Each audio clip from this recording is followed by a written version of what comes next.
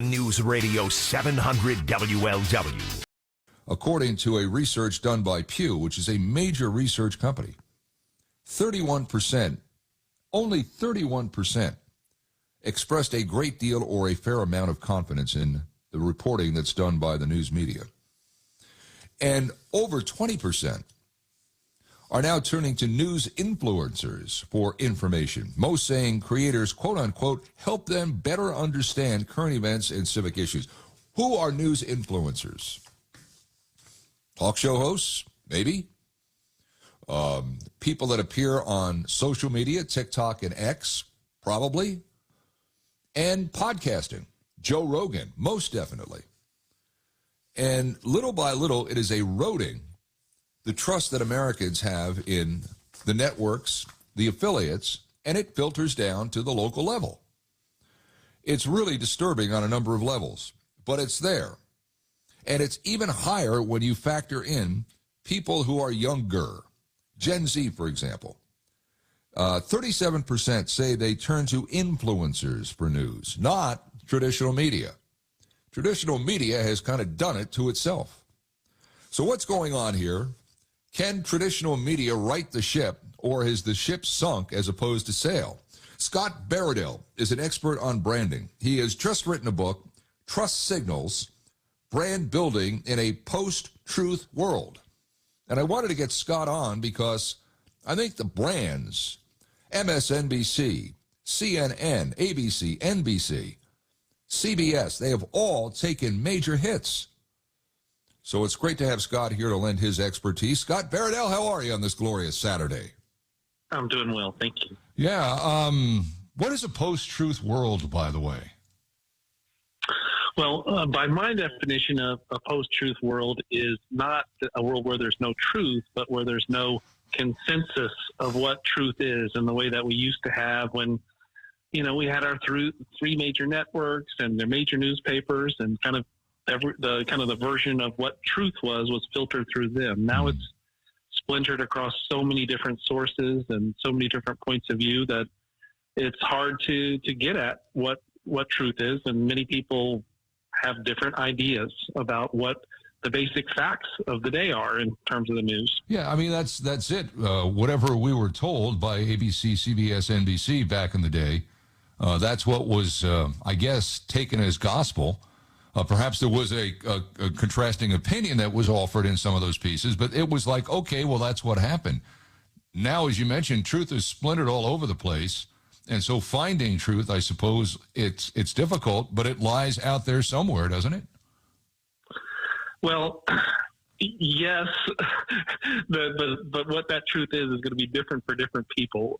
It's someone that is getting their news from what maybe their cable news is from Fox News, and then they're online and they might be getting their news from other more conservative sources. Well, they're going to keep algorithmically getting fed more and more conservative content. And what tends to happen is, whether it's liberal, conservative, wherever you're coming from, you tend to get deeper and deeper into that. It tends to lead people into becoming more extreme in their views rather than coming together towards some consensus of idea of what truth is. Well, first of all, I think no one trusts anyone. This Pew Research model that we're going to talk about here, it's an alarming state for anyone that's in mainstream or legacy media, because the American public simply doesn't trust what they have to say anymore. But largely they made their own bet in this, did they not?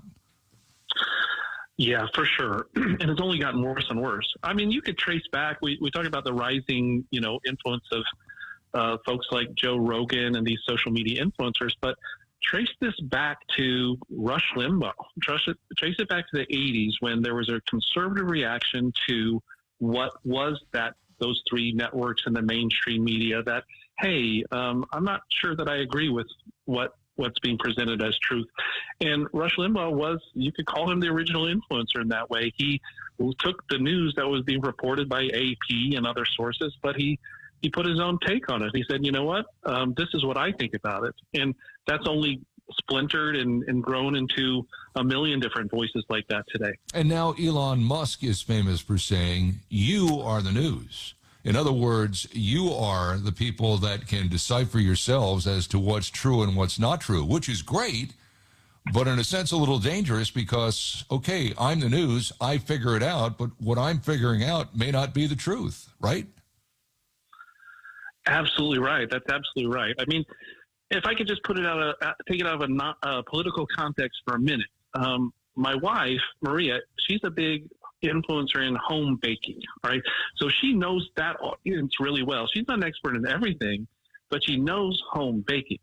So she just did a survey where very professional level in terms of the tools she used to find out things like 72% of bakers use online marketplaces like Temu and things like that.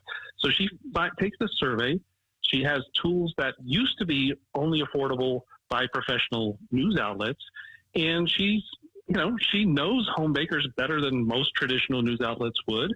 She's putting out good information. So that's all good stuff. It's when you get into these bigger issues that to do with politics and things like that, that it can really become complicated. So we talk a little bit here about social influencers, and that was our new media. It would be, I suppose, the older end of new media is talk radio. That progresses through podcasting and into things like short videos that appear on TikTok. But I think it's also alarming, Scott, that only that 20% of this country gets its news from there. So what are they getting from those particular outlets where credibility is not necessarily something that they view as a commodity? They could be dead wrong about something and just move on to the next topic or the next day, where if ABC, CBS, NBC got something wrong back in the day, it would ruin their credibility. So I'm kind of worried about 20% of the people going on TikTok and thinking, yeah, that's all I need to know. I mean, that's frightening in and of itself, isn't it?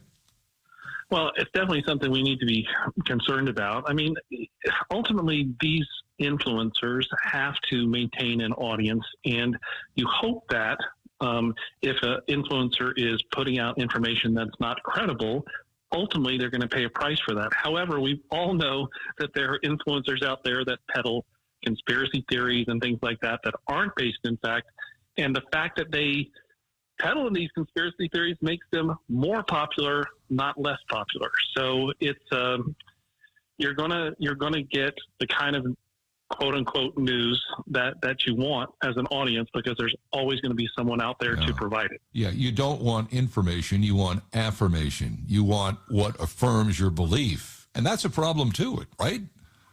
Absolutely. I mean, it's the idea of confirmation bias, and we're just constantly looking for things to confirm what we already believe or our pre-existing biases, because it makes our world a little easier when we don't have to face uncomfortable truths or be challenged. And that's not good for democracy. It's not good for us as individuals to not have that kind of healthy intellectual life, I guess, have that healthy debate and discussion with others. Yeah. And I think that number is only going to get bigger. I think if it's 21%, I think is where it is right now. I think if you and I have this discussion 10 years from now, that number would be well into the 30s. It may be past that, because as each generation comes along behind the other, it will rely less and less on legacy media. Again, legacy media has made their own bed, and that's why people don't trust them. But I think this number is growing, don't you? Yeah, absolutely. And if you think about people who transition from legacy media, like a Tucker Carlson, for example, he's got a big audience today, even though he's not on legacy media anymore. People who built their audiences can take them elsewhere, take them to social media, take them to other places, and it's only going to increase. I mean, look at what's on Fox News, look at what's on MSNBC, look at what's on CNN. I mean, news purists would have, they'd be rolling in their, graves to think that this is what's considered news today, because we all know that most of those shows in prime time on those cable news stations are opinion. Yeah. And it's only become 10 times that on social media. Yeah, I honestly think that all of that has ruined local news, because I don't think people want it straight down the middle anymore. And if you're a local news station, you're not straight down the middle, but there is certainly more objectivity that goes on with regards to reporting something. than there is on the cable channels you just mentioned, Fox, MSNBC, CNN. CNN is a disaster, but there's infinitely more objectivity at the local level. But having worked in local news for 45 years, I can tell you that if you play it straight down the middle, which these stations are trying to do, you're hemorrhaging viewers. And I'm not sure how they play the game going forward. You're a guy that knows about branding and platforms and things like that. If you were advising any of the local television stations in this market, WKRC, WLWT, WCPO, WXIX, the big four in this town, what would you advise them to do with the way they disseminate news, knowing full well that the appetite that the American public has now is more opinion than what it was even 10 years ago? Yeah, I mean, a lot of it has to do, it's not an easy challenge from a branding standpoint, that's for sure.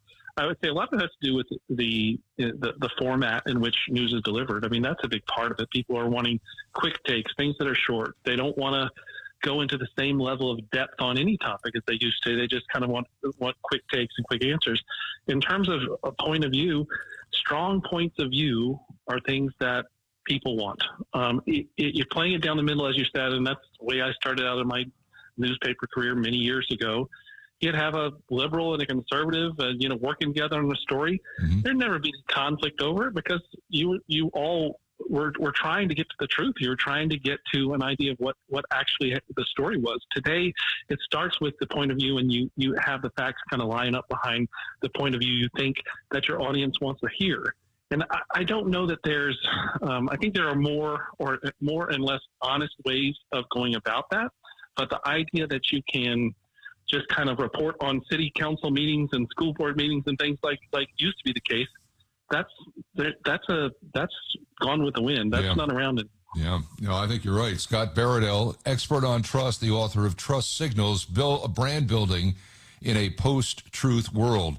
I'll tell you this, this Pew Research poll was interesting on a number of different levels, but the most interesting is when it got to influencers and gender.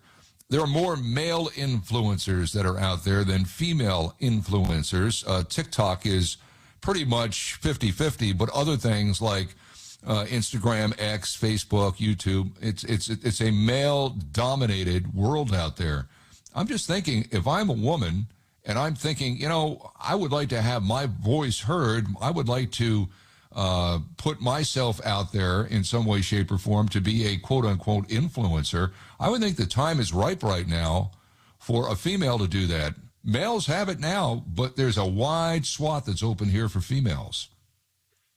Absolutely. I think you're going to see those numbers even out. I really do. And I think not only because we're talking about more than 50% of the population, but we're also talking about formats like TikTok and Instagram, and where women are in many cases the larger consumers, and so I think it's only a matter of time before those numbers even out. I like you was surprised by that. Yeah, it's interesting and it's sobering, and quite frankly, I don't know where where all this leads. All I know is this, and that is these quote unquote influencers. About 25% have roots in the news industry, and most others are coming from someplace else. So that just tells you right there where America is and its appetite for information right now. It's not from any of the legacy media. It's not even from even some of the new media that's out there. It's from people that just get on these platforms, have something to say that people find interesting, and all of a sudden you've got an audience, and most probably you're making money doing it. It's kind of a fascinating study on human beings, is it not? Just where we are right now with all of this. I think it's absolutely fascinating.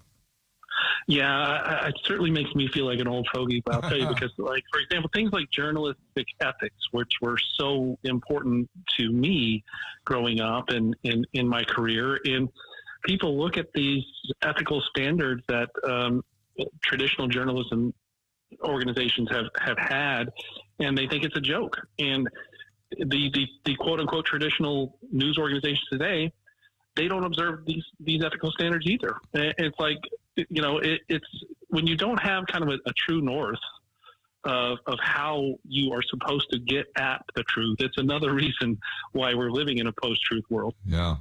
Well said, well put. Book is terrific. Scott Baradell, it's always great catching up with you, and thank you so much for your time here on 700 WLW. Appreciate it. Thank you. Yeah, you bet.